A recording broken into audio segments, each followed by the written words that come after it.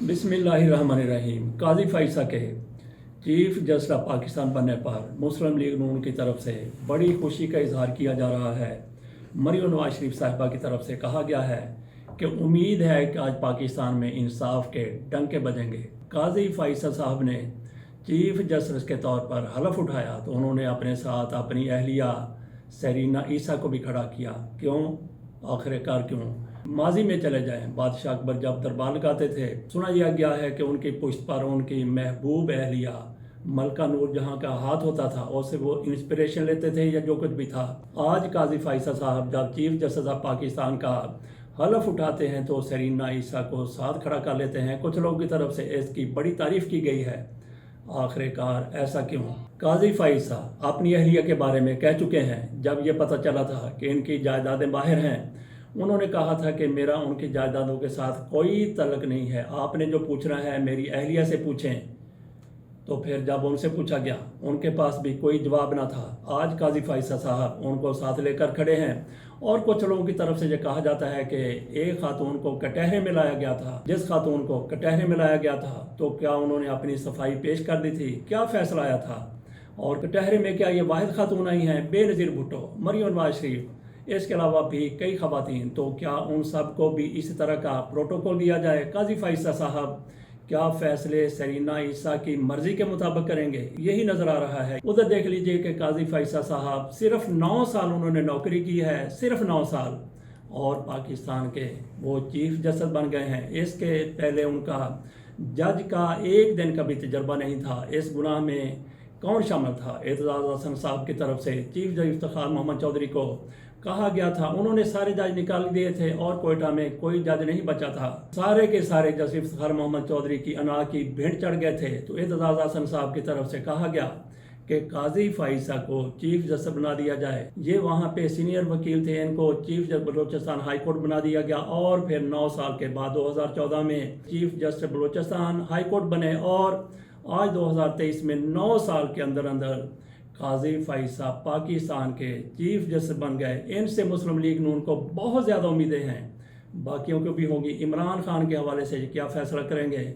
इनकी तरफ से बहरहाल एक अच्छा इकदाम है कि जो भी केस होगा सबकी समाअत बराह रास्त होगी। यहाँ पे सुप्रीम कोर्ट में भी, चूँकि ये चीफ जस्टिस पाकिस्तान है, सुप्रीम कोर्ट में बराह रास्त समाअत हो, हाई कोर्ट में बराह रास्त समाअत हो, दुनिया को पता चले कि पाकिस्तान का अदालती सिस्टम किस तरह से काम कर रहा है। काजी फाइसा साहब पाकिस्तान के चीफ जस्टिस बन चुके हैं, लेकिन डिफेक्टो चीफ जस्टिस कौन होगा? जिस तरह से उन्होंने अपनी अहलिया को अपने साथ हलफ बर्दारी के दौरान खड़ा किया है, ऐसे ये लगता है कि de facto chief justice Pakistan Sarina Isa साहिबा होंगी। जो कुछ उनकी तरफ से डिक्टेट किया जाएगा, हो सकता है कि वो फैसलों में नजर आए। और इमरान खान के हवाले से दोनों मियाँ बीवी जो नुक्ता नज़र रखते हैं, वो जो काजी फाइसा साहब के हवाले से समाअत हो रही थी उसमें बिल्कुल वाज़ेह हो चुका है इमरान खान को रिलीफ मिलेगा या नहीं मिलेगा।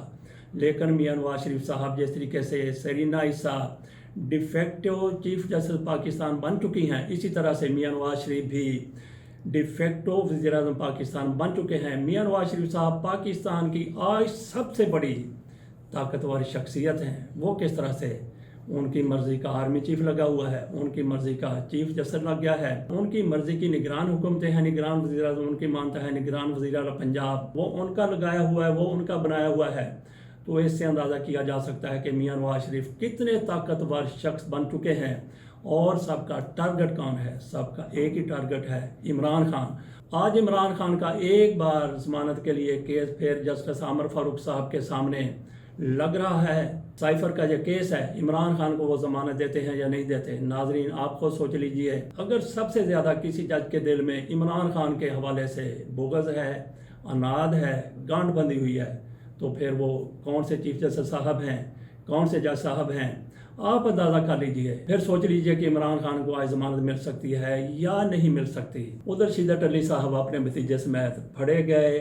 उस्मान डार भी चंद दिन पहले गिरफ्तार हुए थे। देखते हैं कि दोनों एक साथ प्रेस कॉन्फ्रेंस करते हैं या फिर अलग अलग प्रेस कॉन्फ्रेंस करते हैं, एक दिन करते हैं या फिर एक दिन के वक्फे से करते हैं। उधर हमारे वज़ीर आज़म साहब, निगरान वज़ीर आज़म साहब अमेरिका पहुंच चुके हैं, वो पाकिस्तान की नुमाइंदगी करेंगे। अक़वाम मुत्तहिदा की जनरल असम्बली में उन्होंने खिताब करना है। देखते हैं पाकिस्तान का नुक्ता नज़र وہ کس طرح سے بیان کرتے ہیں، عمران خان کو فالو کرتے ہیں یا پھر شہباز شریف کو فالو کرتے ہیں۔ یہ پاکستان ہے، یہاں پہ عجیب عجیب قسم کی باتیں ہوتی ہیں، عجیب عجیب ڈرامے ہوتے ہیں۔ آج ایک خبر، رات کو ایک خبر بڑی نشر ہوتی رہی کہ اسلام آباد کے ایک پلازا سے، اس کی بیسمنٹ سے کئی لاکرز پکڑے گئے ہیں جن میں بہت زیادہ رقم ہے، 13 لاکر پکڑے گئے ہیں۔ ان میں سے ایک کے بارے میں کہا گیا ہے اس سے 40 کروڑ روپے نکلے ہیں اور باقی بھی ابھی تک پیسے نکل رہے ہیں۔ یوں بتایا جا رہا ہے کہ جیسے وہاں پہ اربوں خربوں روپے ہیں۔ تو وہ کس کے ہیں؟ وہ کنسٹرکشن کمپنی کا کوئی مالک ہے، اس کے پیسے ہیں وہ بینک میں رکھے، کسی لاکر میں رکھے، کسی پلازے میں رکھے، کسی الماری میں رکھے، جہاں چاہے وہ رکھے۔ ایف آئی اے کی طرف سے وہاں پہ چھاپا مارا گیا اور اپنے ساتھ وہ لاکر توڑنے کا سامان بھی لے گئے تھے۔ وہ لاکر توڑ رہے تھے، اسی دوران لاکرز کا پلازے کا مالک آ گیا، اس نے کہا کہ جناب یہ ہے سارا کچھ۔ اس کے بعد رات گئے تک ان پیسوں کو نکالا گیا، کتنے ہوں گے، کروڑوں ہوں گے، اربوں ہوں گے، خربوں ہوں گے، لیکن وہ کس کے ہیں؟ وہ اس کے اپنے پیسے ہیں۔ ادھر دیکھ لیجئے کہ شہباز شریف کے اپنے پیسے نہیں ہیں، قوم کا پیسہ، لوٹا ہوا پیسہ ہے۔ 16 ارب ایک ہے، 25 ارب ایک ہے اور 40 ارب ایک ہے۔ یہ تو وہ ہیں جن کی تفصیل مقدمات میں سامنے آ چکی ہے اور جن کی تفصیل کا کسی کو نہیں پتا۔ آصف علی زرداری کے بھی اتنے ہی یا اس سے کم و بیش پیسے پکڑے جا چکے ہیں، لیکن ان کے بارے میں کیا کیا گیا؟ یہ میں سمجھتا ہوں جو کہہ رہے ہیں کہ پلازے کی بیسمنٹ سے لا کر توڑے گئے تو وہاں سے اتنے پیسے ملے ہیں، ملے ہوں گے۔ کیا اس بندے کی طرف سے لوٹ مار کر کے یہ پیسے جمع کیے گئے ہیں؟ اگر اس کے 2 نمبر کے پیسے ہوتے تو وہ کہیں چھپ کے بیٹھا ہوتا، نہ کہ وہ وہاں پہ جاتا، چابیاں پیش کرتا اور کہتا کہ یہ جناب لاکر ہیں، آپ نے جو کچھ اس میں سے دیکھنا ہے وہ دیکھ لیجئے۔ یہ ایک ڈرامہ رچایا گیا ہے، اس ڈرامے کے پیچھے کون ہے اس کا بھی آہستہ آہستہ پتہ چل جائے گا۔ یہ ریاست ہے، ریاست نے ہر شہری کو احترام دینا ہوتا ہے، عزت دینی ہوتی ہے۔ کیا یہ شہریوں کا احترام ہے؟ کیا یہ شہریوں کی عزت ہے؟ اگر ایف آئی اے کو پتہ چل گیا تھا کہ یہاں اتنی زیادہ دولت پڑی ہوئی ہے، منی لانڈرنگ کے لیے ہے، جس مقصد کے لیے بھی ہے، تو اس بندے کو گرفتار کرتے، اس کو وہاں پہ ساتھ لے کے آتے، لیکن چھاپا مار کے وہاں پہ یہ کارروائی کی گئی اور یہ ڈرامہ رچا کر دنیا کو نہ جانے کیا بتانے کی کوشش کی جا رہی ہے کہ پاکستان میں ہر شخص بے ایمان ہے۔ انڈین اخبارات میں 2 بڑی اہم خبریں شائع ہوئی ہیں، دونوں کا تعلق ایک ہی معاملے سے ہے۔ جیسا کہ 2-3 روز قبل یہ بتایا گیا تھا کہ مقابلے کے دوران ایک کرنل، ایک میجر اور ایک ڈی ایس پی ہلاک ہو گیا ہے۔ ان کا الزام شدت پسندوں پر ڈالا گیا تھا۔ تو یہ 5 روز سے آپریشن ہو رہا ہے، جنگلوں میں آپریشن ہو رہا ہے، سری نگر کے قریب آپریشن ہو رہا ہے، جنگلوں میں آپریشن ہو رہا ہے، آپریشن نہیں بلکہ مقابلہ ہو رہا ہے، فورسز وہاں پہ جاتی ہیں، سامنے سے شدت پسند بھی اسی طریقے سے جواب دیتے ہیں۔ تو ناظرین یہاں پہ تھوڑا سا غور کرنے کی ضرورت ہے کہ کیا یہ ایک اور بھارت کی طرف سے رچایا گیا ڈرامہ ہے، ایک اور پروامہ ہے؟ ادھر آپریشن جاری ہے، دوسری طرف متعلقہ کور کمانڈر صاحب لائن آف کنٹرول کا دورہ کر رہے ہیں۔ بتایا گیا ہے کہ لیفٹیننٹ جنرل راجیو گھائی نے اگلی چوکیوں کا دورہ کیا ہے، روڑی سیکٹر میں گئے ہیں۔ تو یہاں پہ تھوڑا سا سوچنے کی ضرورت ہے کہ بھارت ایک اور سرجیکل سٹرائک کرنے جا رہا ہے جیسی وہ ماضی میں کر چکا ہے، اور پاکستان کی طرف سے ہر سرجیکل سٹرائک کا منہ توڑ جواب دیا گیا ہے۔ آخر میں بات کر لیتے ہیں اریکا روبن کی۔ وہ ملکہ پاکستان بنی ہیں، انہوں نے ملکہ حسن کے عالمی مقابلے میں حصہ لینا ہے۔ ان کی طرف سے یہ کہا گیا ہے کہ وہ بکنی پہن کر پرفارمنس نہیں دیں گی۔ اس سے کیا مطلب لیا جائے کہ بکنی ایک عریاں لباس ہے، فوش لباس ہے، وہ یہ نہیں پہنیں گی، یا پھر یہ مطلب لیا جائے کہ وہ بکنی بھی نہیں پہنیں گی، بکنی کے بغیر پرفارمنس دیں گی؟